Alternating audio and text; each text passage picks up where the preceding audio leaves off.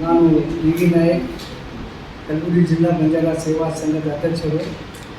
ನನ್ನ ಜೊತೆಯಲ್ಲಿ ರಾಮಚಂದ್ರ ಜಾಧವ್, ರಾಜ್ಯ ಕಾರ್ಯಕಾರಿಣಿ ಸದಸ್ಯರು, ಮತ್ತು ಮಾನಸಿಂಗ್ ಚೌಹಾಣ್ RMC ಕಾರ್ಯಾಧ್ಯಕ್ಷರು, ಉಪಾಧ್ಯಕ್ಷರಾದ ಆನಂದ್ ಚೌಹಾಣ್ ಚಿಂಚೋಳಿಯವರು, ಹಾಗೂ ಖಜಾಂಚಿಯಾದ ನಮ್ಮ ದಾದಪ್ಪ ರಾಠೋಡ್, ಸಹಕಾರ್ಯದರ್ಶಿಯಾದ ಧರಂಪಾಲ್ ಜಾಧವ್ ಮತ್ತು ಕಾರ್ಯದರ್ಶಿಯಾದ ತುಕಾರಾಮ್ ರಾಠೋಡ್ ಅವರು ನಮ್ಮ ಜೊತೆಗಿದ್ದಾರೆ ಸರ್.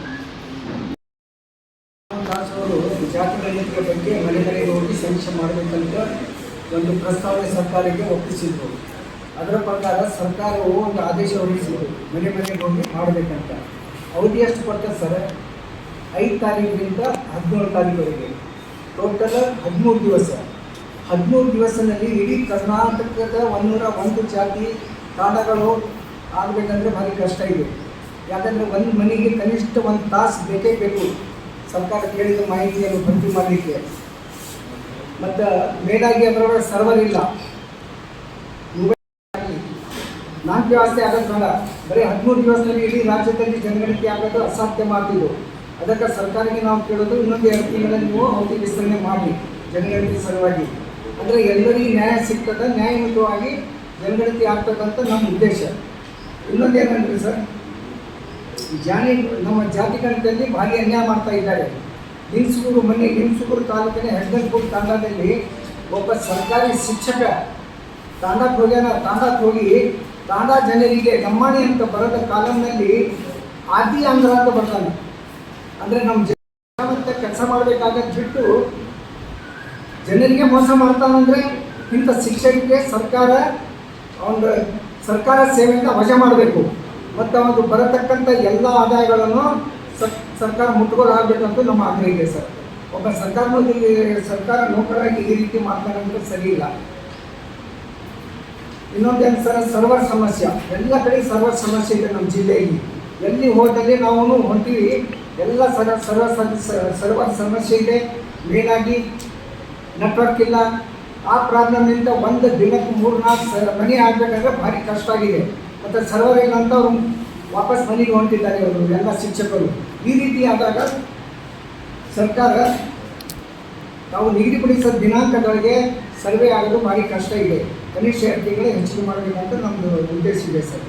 ಇನ್ನೊಂದು, ಕರ್ನಾಟಕ ಸರ್ಕಾರವು ಉಳಿದ ಜಾತಿ ಸಮಿತಿಯಲ್ಲಿ ದೊರಕಿದ ಜನಸಂಖ್ಯೆ ಅನುಗುಣವಾಗಿ ನೀಡುವುದರಿಂದ ಸಮುದಾಯಕ್ಕೆ ಸೇರಿದ ಪ್ರತಿ ವ್ಯಕ್ತಿ ಕುಟುಂಬವನ್ನು ಸಮೀಕ್ಷೆಗೆ ಒಳಪಡಿಸಬೇಕು. ಜವಾಬ್ದಾರಿ ಇಡೀ ಸಮಾಜದ ಮೇಲೆ ಇದೆ. ಜಾತಿ ಗಣತಿಯಲ್ಲಿ ವ್ಯತ್ಯಾಸವಾದರೆ ಸರ್ಕಾರದಿಂದ ಸಿಗುವ ಸೌಲಭ್ಯಗಳಿಂದ ನಾವು ಶಾಶ್ವತವಾಗಿ ವಂಚಿತರಾಗಬೇಕಾಗುತ್ತದೆ.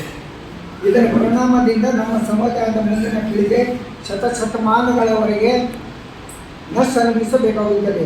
ಸಮುದಾಯದ ಸಾಕಷ್ಟು ಜನ ಹೊಟ್ಟೆಪಾಡಿಗೆ ಗುಳೆ ಹೋಗಿದ್ದು ಇದೆ ಸರ್. ಇದನ್ನು ಸರ್ಕಾರ ಗಮನ ಹರಿಸಬೇಕು. ಅವ್ರಿಗೆ ಯಾವ ರೀತಿ ಸರ್ವೆ ಮಾಡಬೇಕು, ಏನಿಲ್ಲ ಎಂಬುದು. ಸಮೀಕ್ಷೆಯಲ್ಲಿ 101 ಜಾತಿ ಇದ್ದು ಯಾರಿಗೂ ಅನ್ಯಾಯ ಆಗದಂತೆ ನೋಡಿಕೊಳ್ಬೇಕಂತ ನಮ್ಮ ಉದ್ದೇಶ.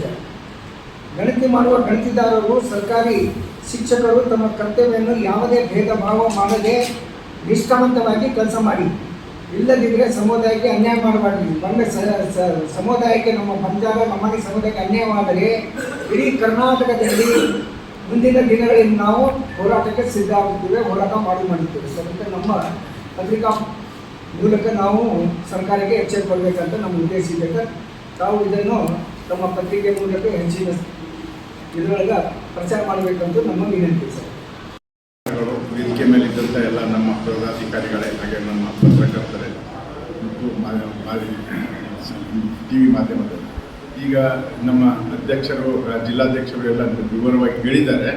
ಒಂದು ವಿಷಯ ಏನಂದರೆ, ನಮ್ಮ ಸಮಾಜದವರಿಗೆ ನಿಮ್ಮ ಪತ್ರಕರ್ತರ ಪತ್ರಿಕೆ ಹಾಗೂ TV ಮಾಧ್ಯಮದ ಮೂಲಕ ವಿನಂತಿಸಿದ್ದು ಏನಂದರೆ, ನಮ್ಮ ಸಮಾಜದವರು ಬೇರೆ ಬೇರೆ ಕಡೆ ಎಲ್ಲ ಕಡೆ ಇದ್ದಾರೆ.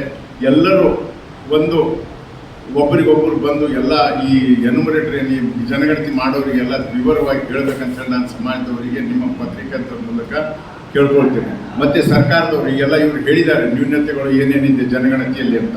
ಮುಖ್ಯವಾಗಿ ಈ ಎನ್ಯುಮರೇಟರ್ಗಳು ಏನಿದ್ದಾರಲ್ಲ, ಈ ಜನಗಣತಿ ಮಾಡೋರು, ಅವ್ರದ್ದೊಂದು ಟೀಮ್ ಇದೆ. ಅವ್ರ ಟೀಮ್ನಲ್ಲಿ ಒಂದು BLO ಕಂಪಲ್ಸರಿ ಇರಬೇಕಂತಿದೆ. ಆದರೆ ಅವರು BLOಗಳಿಗೆ ಯಾರು ಪಿ ಎಲ್ ಒಗಳು ಅವ್ರ ಜೊತೆಯಲ್ಲಿ ಇಲ್ಲ. ನಾವು ಸುಮಾರು ಕಡೆ ಹೋಗಿ ನೋಡಿದ್ದೀವಿ. ನಾವು ಆ ಪಿ ಎಲ್ ಒಗಳು ಒಬ್ಬರು ಕೂಡ ಆ ಜನಗಣತಿ ಮಾಡೋರ ಜೊತೆ ಇಲ್ಲ.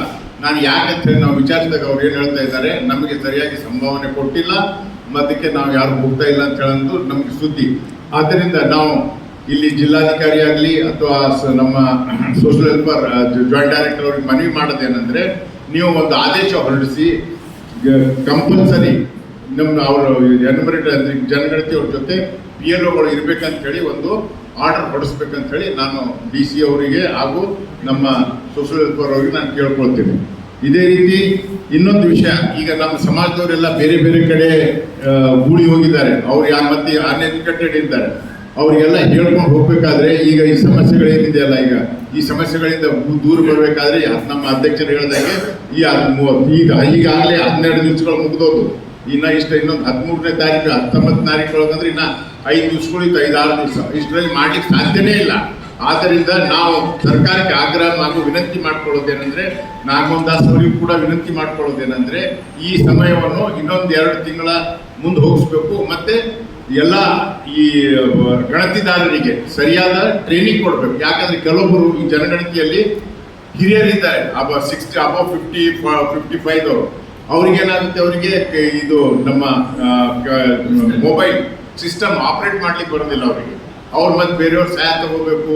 ಆದ್ರಿಂದ ಅವರಿಗೆ ಆದಷ್ಟು 50 ವರ್ಷದ ಒಳಗಡೆ ಇದ್ದವರಿಗೆ ನಿಯೋಜನೆ ಮಾಡಬೇಕು ಮತ್ತು ಸರಿಯಾದ ಇನ್ನೊಮ್ಮೆ ಅವರಿಗೆ ಟ್ರೈನಿಂಗ್ ಕೊಡ್ಬೇಕಂತೇಳಿ ನಾನು ನಿಮ್ಮ ಪತ್ರಿಕಾ ಮಾಧ್ಯಮದ ಮೂಲಕ ಡಿ ಸಿ ಅವರಿಗೆ ಮತ್ತು ನಾಗಮೋಹನ್ ದಾಸ್ ಅವರಿಗೆ ನಾವು ವಿನಂತಿ ಮಾಡಿಕೊಳ್ತೇವೆ.